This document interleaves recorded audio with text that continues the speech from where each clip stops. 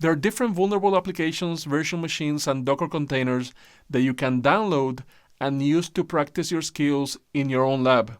I added links to many of these vulnerable applications to the GitHub repository that I created for this video course and for the series.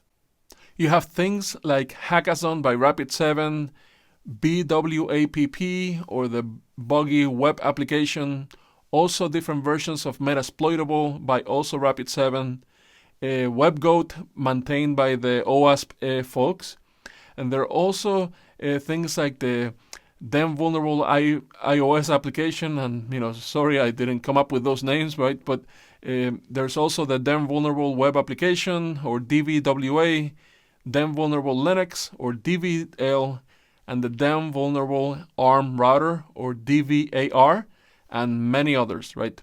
Now in this course we will use several of these vulnerable applications on step-by-step examples on how to exploit many vulnerabilities in different types of web applications.